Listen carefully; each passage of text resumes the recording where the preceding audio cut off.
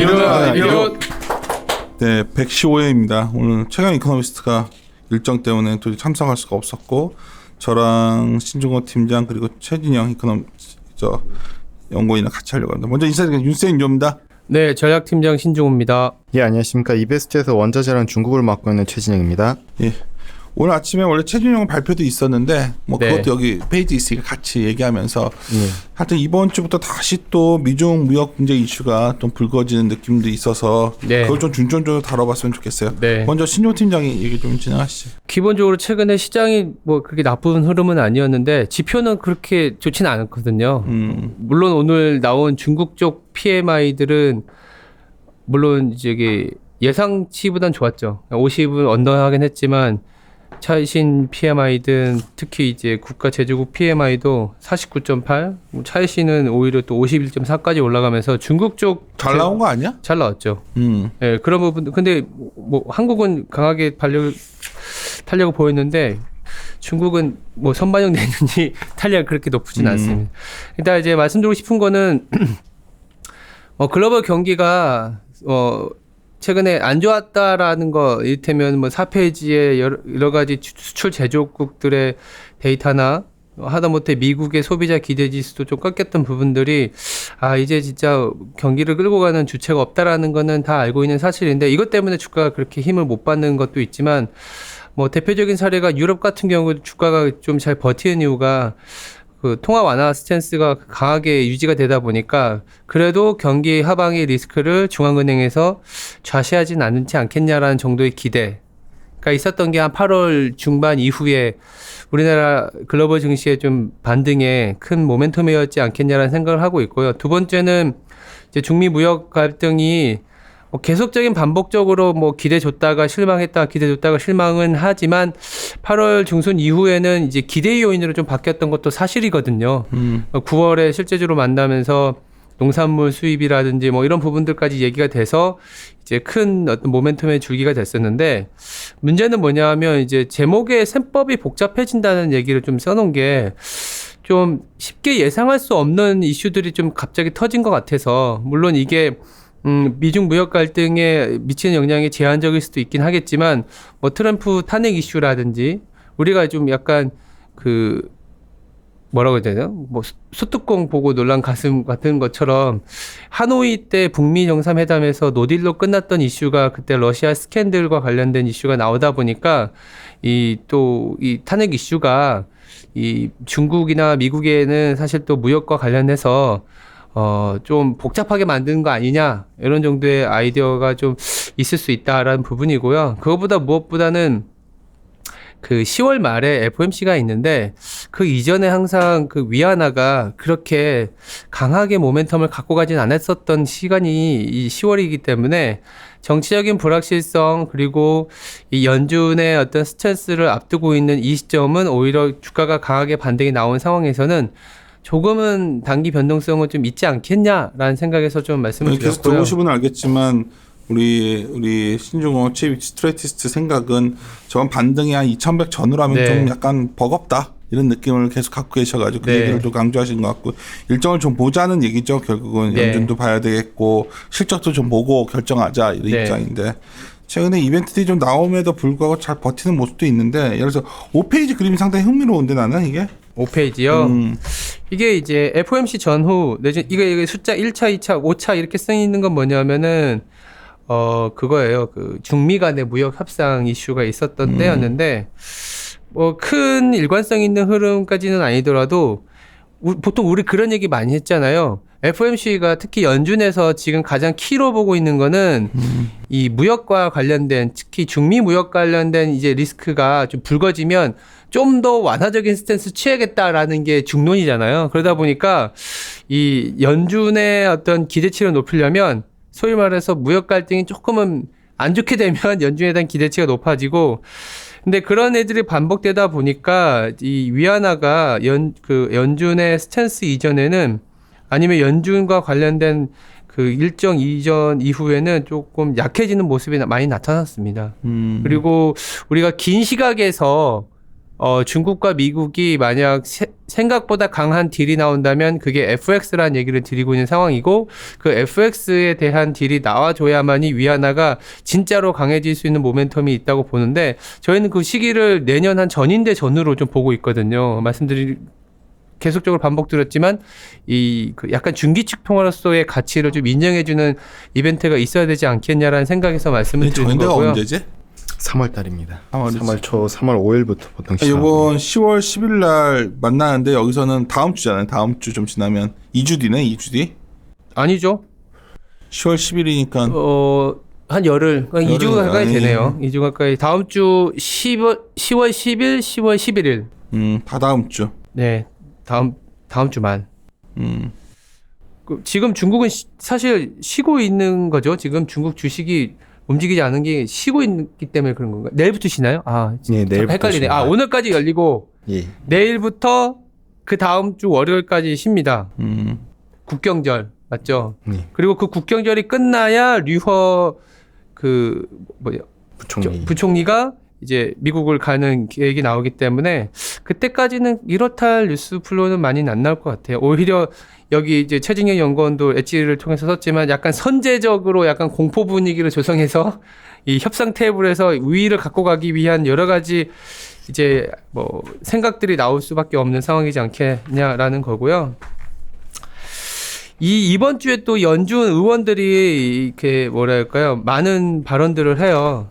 이 페이지는 아마 뒤에도 많이 넣어놨겠지만 필라델피아 연준 총재는 패트릭 하커는 이미 얘기를 했는데 좀 뭐 이미 많이 내려서 기다려보겠다. 사실 계속 매파적인 입장이었고 19페이지 넣어놨지만 내일부터 이제 찰스 에반스라든지 리차드 클라리다라든지 이런 부분들은 상당히 도비시한 부분이고 오히려 주 후반에 이제 제롬 파월 연준 의장의 이제 연설이 있습니다. 이게 좀 그래도 시장에서 큰 키가 될 수 있는 게 최근에 미국 내에서 복잡하리만큼 이제 아이디어가 많이 나오는 게 레포 금리 급등에 대한 얘기들이 많이 나와요. 잘 헷갈려 하실 수 있는데 네. 레포 금리가 뭐고 이것부터 좀 쉽게 설명해. 저도 이 단기자금 시장은 상당히 어려운 부분이라서 쉽사리 말씀드릴 수는 없는 것 같은데 일단 자금 시장에서 은행들이 소위 말해서 일일물 자금을 이제 펀딩을 하는 과정에서의 금리라고 보시면 되는데 이게 이제 소위 말하는 이제 지주 내지는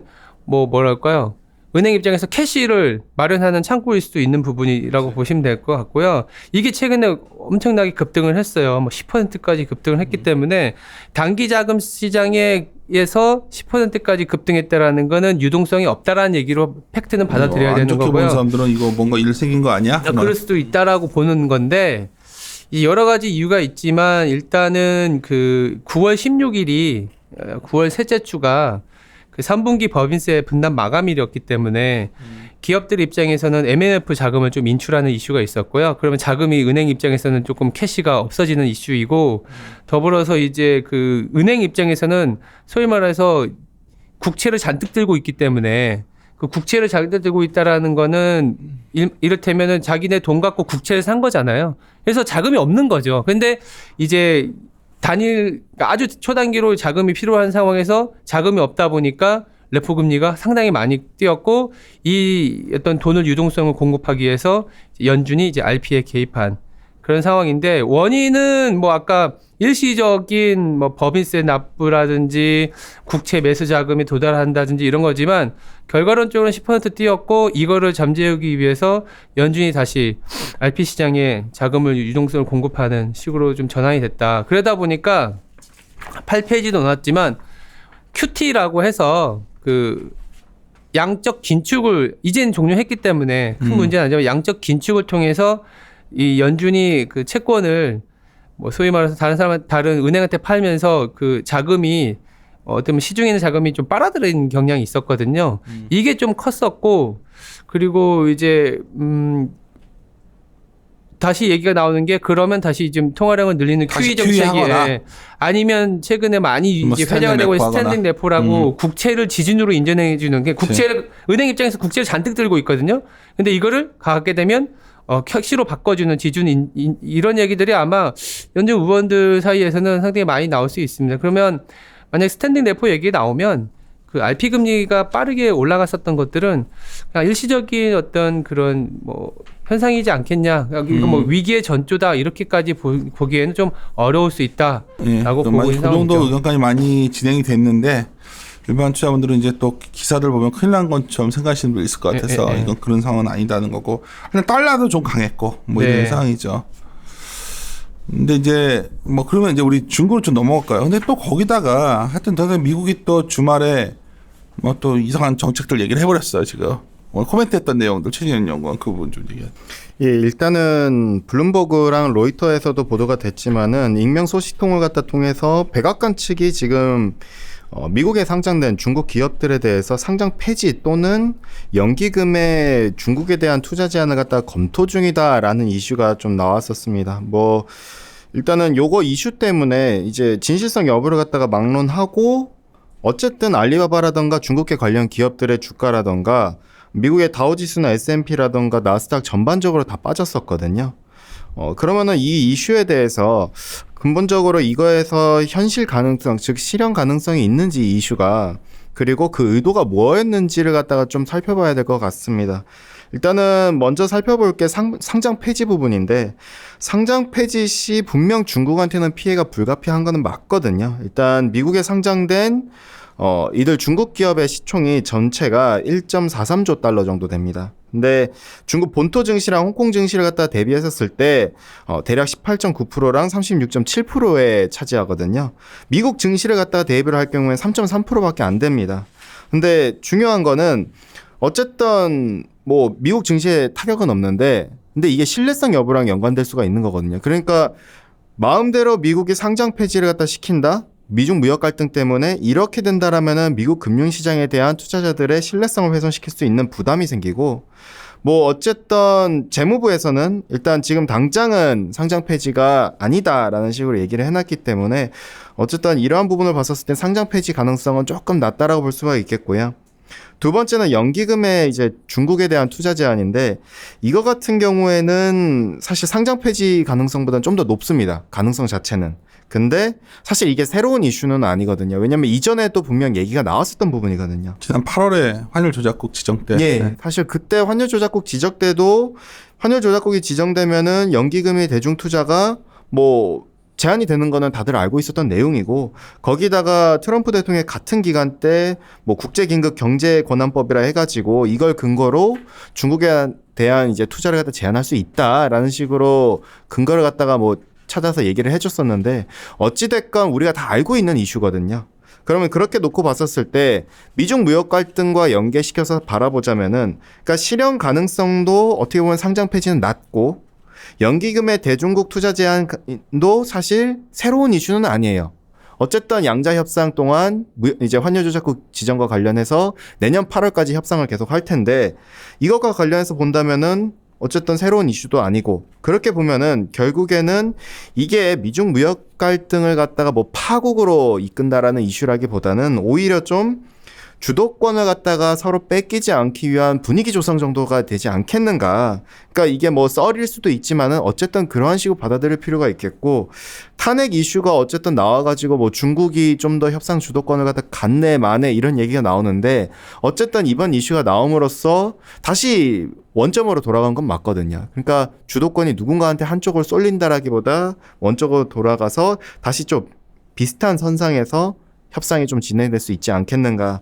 그렇게 보면은 여전히 스몰딜에 대해서는 조금 계속 지켜봐야 되는 거 아닌가 정도로 볼 수가 있겠고요. 사실 이거에 대해서 이런 것 같아요. 우리 이제 애널리스트들은 이제 뭐 이거 협상 카드를 위한 어떤 성공이다 이렇게 얘기하면 미중 무역 분쟁 처음 시작할 때도 그러지 않았나? 별거 아니라고 해요. 그래서 니네 이게 얼마나 확대됐냐? 지금 뭐 이게 멈추질 않는 거 아니냐? 뭐 이런 반론들 좀 있대. 오늘 나도 아침에 이거 뭐 이렇게 쉽게 넘어가는 분위기는 아니고 또 하나 문제가 뭐냐면 오늘 3전이 괜찮을 거라고. 왜냐하면 화웨이 그 제재가 11월에 아마 연장 안 된다는 얘기 있던데 맞아요 지금? 네, 뭐 그런 얘기가 계속 나오고 있기는 하고요.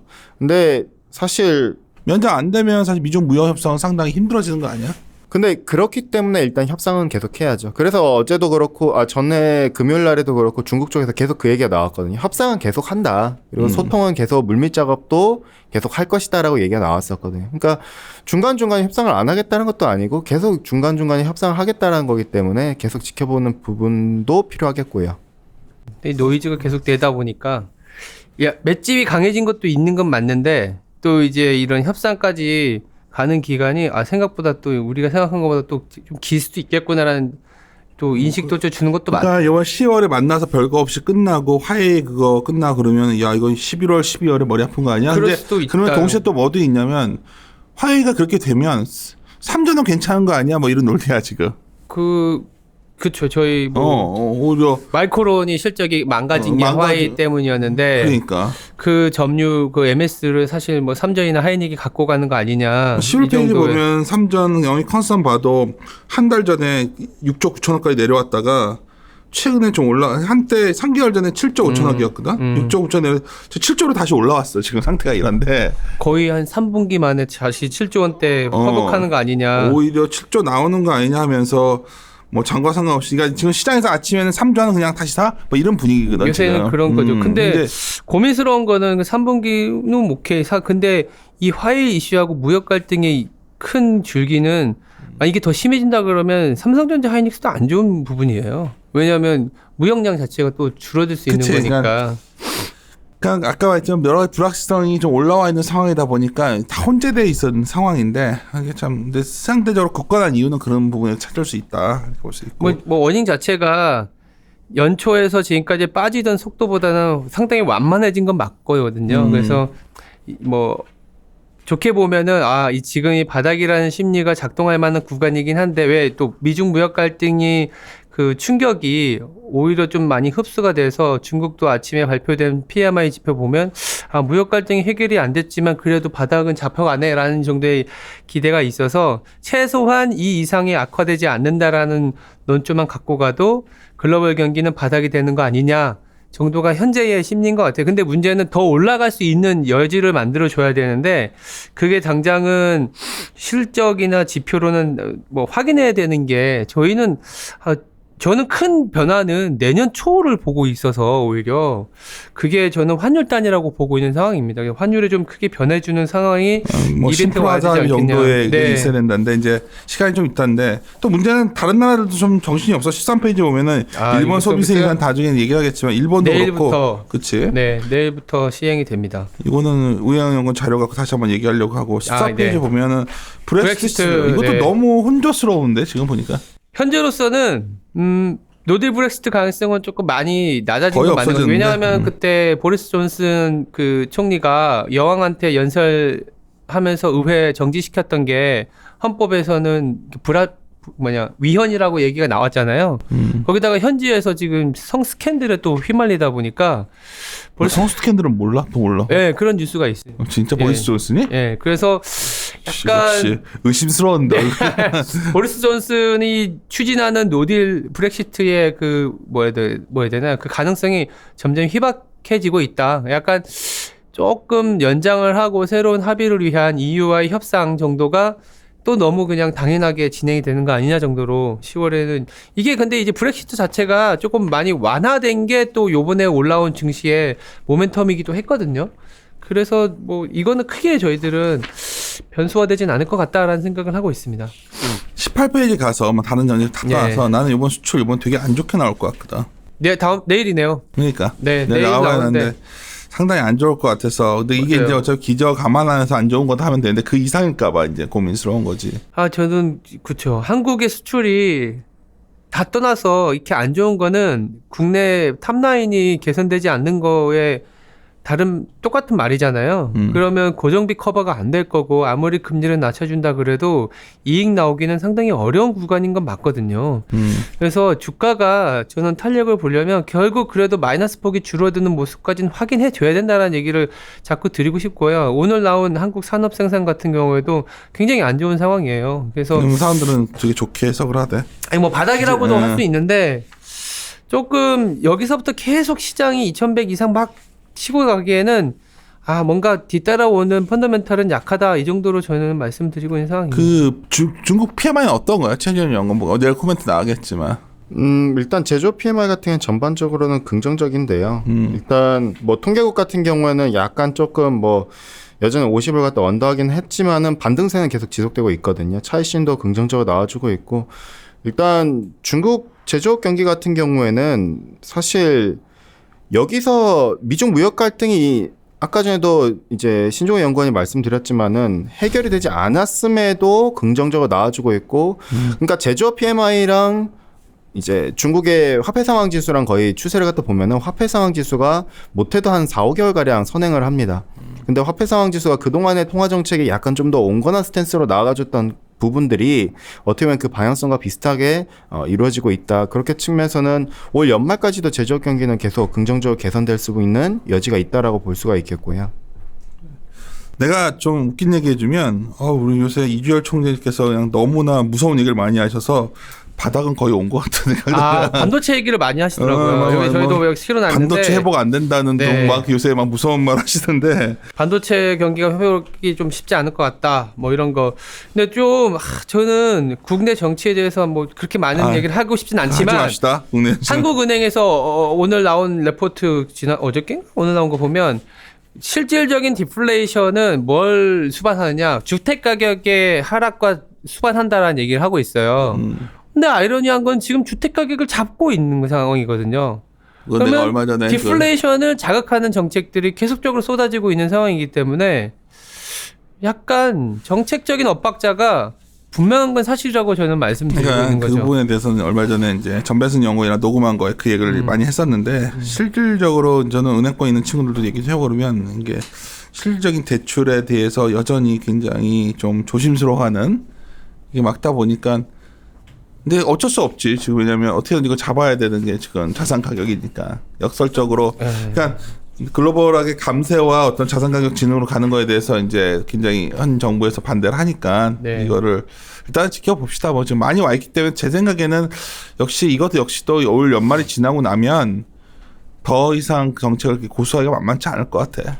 저희도 그렇게 보고는 있는데 뭐 약간 스탠스의 변화는 함부로 얘기할 수 없는 부분이라 그 부분이 모멘텀이 되지 않고 있는 거는 좀 맞다라고 하여튼 보고 있습니다. 분명은 10월 우리 4분기를 시작하는데 시작 자체가 어쩌면 굉장한 많은 불확실성과 또 같이 시작을 하고 있는데 그런 거에 반하면 시장적으로 주가는 견고한 흐름이 이어지고 있기 때문에 어떻게 보면 저는 강릉의 가능성을 저는 보는 입장이고 또 신종호 팀장은 그걸 확인하자는 입장이고 그래서 저희들도 계속 내부적으로 경론 중입니다. 지금 현재. 왜냐하면 근데 숫자를 보건대 삼전이 아까 말했지만 7조 위로 올라와서 만약 이번 주 실적이 좀 괜찮게 나와주면 의회 반전 좀 약간 힘을 보탤 수 있는데 좀 조심스럽네요. 지금 저도. 당장은 그냥 그러니까 뭐 파국으로 가는 상황이 아닌 바닥을 잡아가는 과정 2015, 16년에도 사실은 1900에서 2000 왔다 갔다 했잖아요.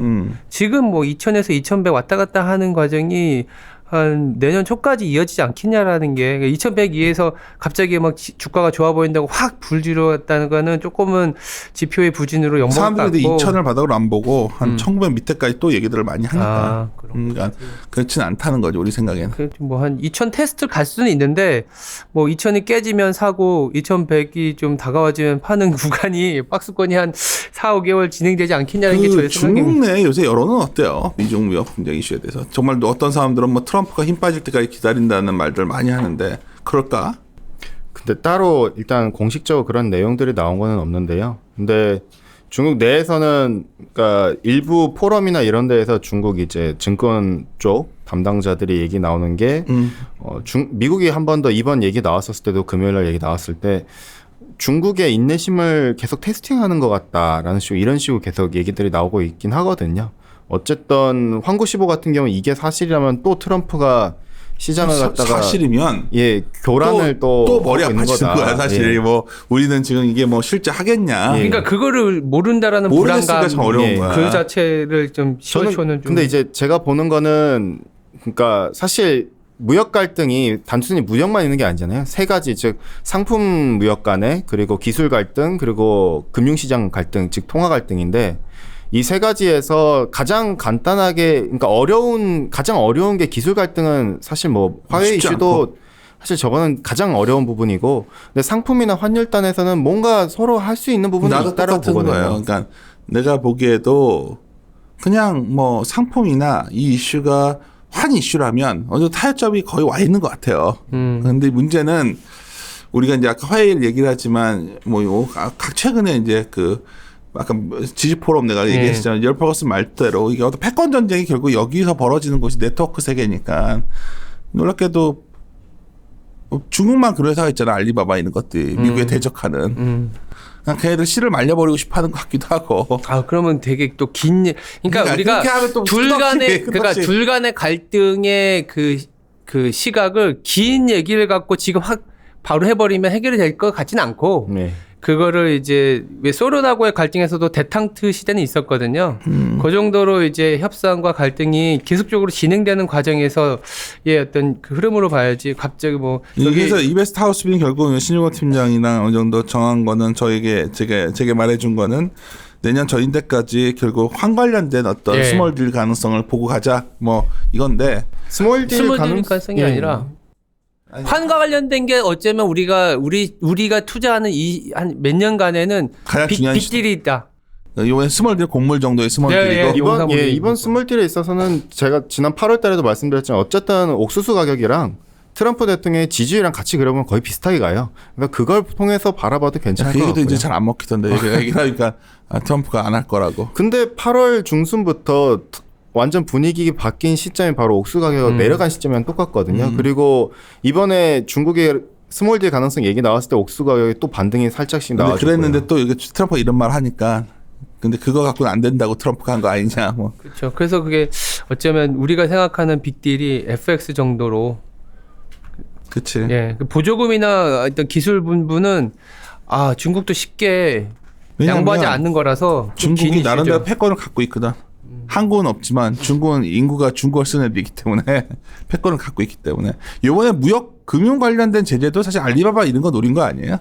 어떻게 보면 그렇죠. 왜냐면 알리바바가 이번에 당연하지. 반도체 관련해서 뭐 개발했다고 이렇게 발표를 했었어요. 그러니까 알리바바랑 지난주에. 미국 상장에 돈 조달해서 니네가 나의 심장을 겨눴다 이거 아니야. 나 다니까 이 말을 또 나오니까 머리 아파지는 거야 나도. 얘가 정말 끝강 트럼프는 정말 밑도 끝도 없나 한데 그렇게 봐볼까? 근데 하도 요새 바보 같은 사람들이 많아가지고 내가. 그거 상장 폐지는 미국 내에서 또 투자자들 주주자본주의를 훼손하는 거기 때문에 미국의 신뢰도가 깨지는 거지. 그거는 시장의 신뢰도가. 쉽지는 않은데 큰 문제죠. 예. 하도. 알겠습니다. 오늘 나도 두통이 너무 심해가지고 지금 월요일부터 알겠습니다. 마무리 짓도록 하겠습니다. 네. 이리 오너라. 이리온.